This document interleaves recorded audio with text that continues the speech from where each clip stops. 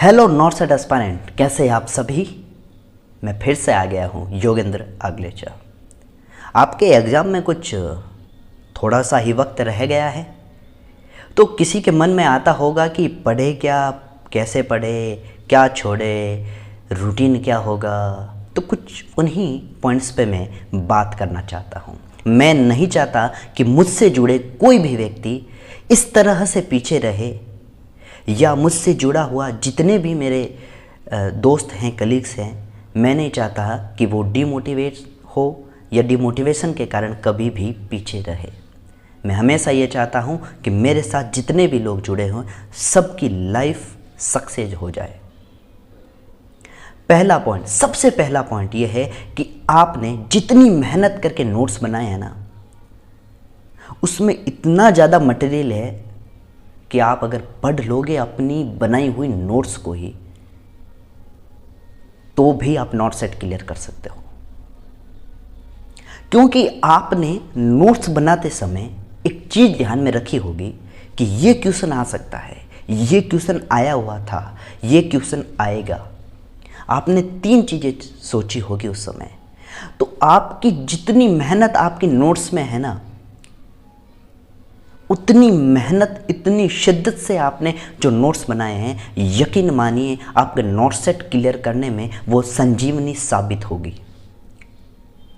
तो उनको रेफर करिए। पहली चीज़, अपने नोट्स को रेफर करिए, अपने नोट्स का रिवीजन करिए। हमेशा आपको नई चीज़ मिलेगी अपने ही नोट्स में।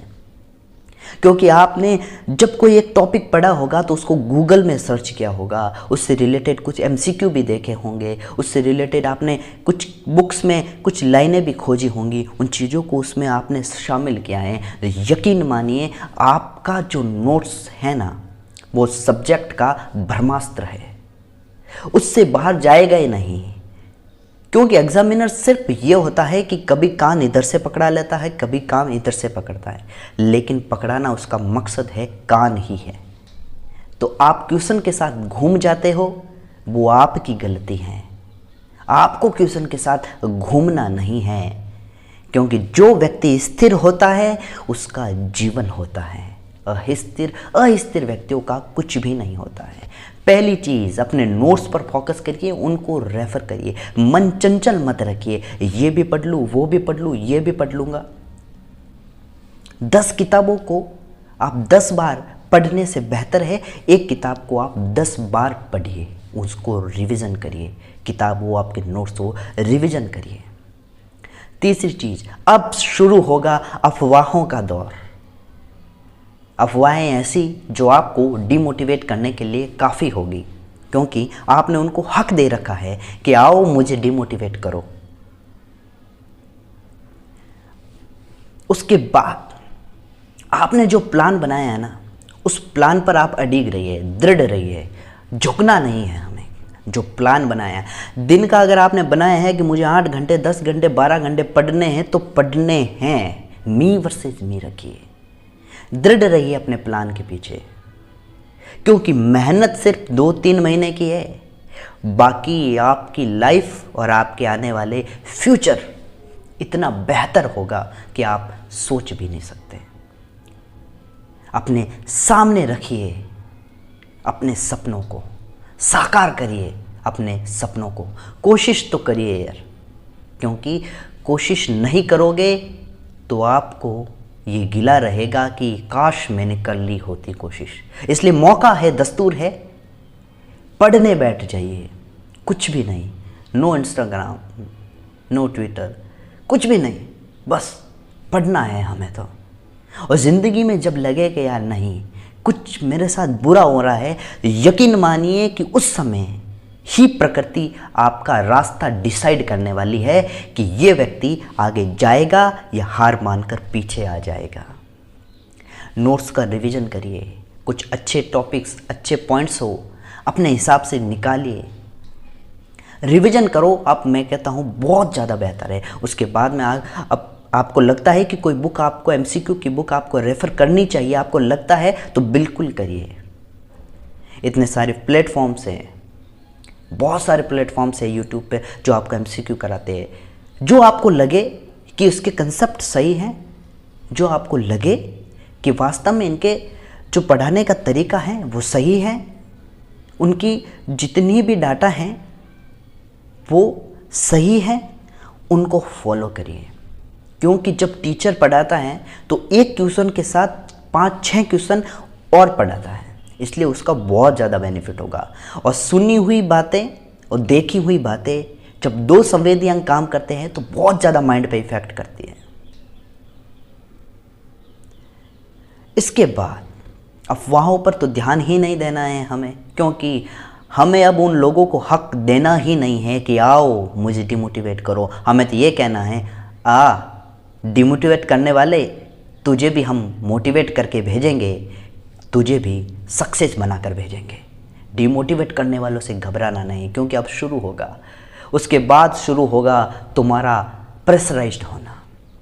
आप खुद को एकदम दबित से महसूस करोगे कि हाँ मुझे दब गया हूँ, अब मुझसे रिवीजन नहीं हो रहा है, इतना सारा कंटेंट पड़ा है। आप ये मत सोचिए, आप ये सोचिए कि इतना सारा पढ़ लिया है, बस इतना सारा ही रहा है। ये मेंटेलिटी का फ़र्क है बस, क्योंकि किसी को आधी गिलास भरी हुई लगती है, किसी को आधी गिलास खाली लगती है। तो ये मेंटेलिटी का फ़र्क है। अगर आपने 50% कर लिया है तो आप ये सोचिए कि 50% कर लिया है, बस 50% ही तो बाकी है, वो भी मैं कर लूँगा और वो भी हो जाएगा, क्योंकि अब मैं आपको बता रहा हूँ कि कैसे करना है। दिन के कुछ टुकड़े करिए, सब्जेक्ट के टुकड़े करिए, उन टुकड़ों में पढ़िए आप। जब आप सुबह एमएसएन पढ़ोगे, दोपहर को फंडा, साइकेट्री, जैसा आपका इच्छा करे, जब आप पढ़ोगे, शाम को सोते समय 2-3 घंटे एमसीक्यू की क्लासें ले ली, या आपको जो बुक प्रेफर की वहाँ से एमसीक्यू कर ले, सुबह उठते ही 1 घंटे आधे घंटे और एमसीक्यू कर ले, फिर आपका रूटीन चालू हो गया कि एमएसएन पढ़ूंगा, फंडा पढ़ूंगा, साइकेट्रिक पढ़ूंगा। फिर अगर आपको लगे कि फंडा हो गई मेरी कंप्लीट तो ओबीजी ले लो, जब साइकेट्रिक हो गई आपकी तो आप पीडिया ले लो। जैसे ही आप ये करोगे तो आपको 1 महीने के अंदर ऐसा रिजल्ट मिलेगा कि आपको ये लगेगा कि मेरा तो 4 सब्जेक्ट क्लियर हो गए हैं। अगले महीने जब आप पढ़ोगे तो अगर आपको एक सब्जेक्ट पढ़ने में 20 दिन लगे तो अगले महीने यकीन मानिए आपको 7 से 8 दिन लगेंगे। उसके बाद अगर आप पढ़ोगे तो 5 से 6 दिन में रिवाइज होगा, उसके बाद 2 से 3 दिन ही लगेंगे। जब एग्ज़ाम तक आओगे आपको कम से कम एक सब्जेक्ट 5 से 6 बार रिवाइज हो चुका होगा और आपको लगेगा नहीं, आई एम फ्री, मुझे सब आता है। एग्ज़ाम के समय ओवर कॉन्फिडेंट नहीं होना है और कॉन्फिडेंस भी नहीं खोना, यानी बैलेंस बनाकर चलना है। ये मत सोचना एग्ज़ाम से जाने से पहले कि मुझे कुछ नहीं आता है, तो तुरंत आपका माइंड क्लियर हो जाएगा। जितना भी आपने डाटा अंदर घुसा के रखा है अपने दिमाग में, सब इरेज हो जाएगा। अपने दिमाग में एक चीज़ रखिए, मैंने जितना पढ़ा है नॉट-सेट के क्लियर करने के लिए जितना काफ़ी है उससे 10% ज़्यादा पढ़ा है मैंने, और ये जो मैंने पढ़ा है वो मेरी अच्छी रैंक लाने के लिए काफ़ी है। फिर करिए क्वेश्चन, फिर लगाइए लंका, देखते हैं कौन हराता है आपको, क्योंकि इस बार हम मौका देंगे ही नहीं हराने वाले लोगों को। इस बार अपना होगा रास्ता, इस बार अपना होगा लक्ष्य, क्योंकि हम किसी के भरोसे नहीं आए हैं। हम रास्ता बनाएंगे, खुद बनाएंगे। और इस बार बनाया है आपने मन, इस बार बनाया है आपने रास्ता, उस रास्ते पर चलना, बिल्कुल भी विचलित नहीं होना है। सीधा है आपका लक्ष्य और उसका भेदन करना है, क्योंकि मैं आपका लक्ष्य भेदन करवा के रहूँगा, छोड़ूंगा नहीं। जब तक सिलेक्शन नहीं होगा ना, तब तक आपका साथ निभाता रहूँगा, तब तक आपका साथ छोड़ूंगा नहीं। क्योंकि दुनिया में डिमोटिवेट करने वाले बहुत लोग आएंगे आपके पास, उनसे घबराना भी नहीं है, उनसे प्यार से पेश आना है कि मैं कर लूँगा, तू तेरा ध्यान रख।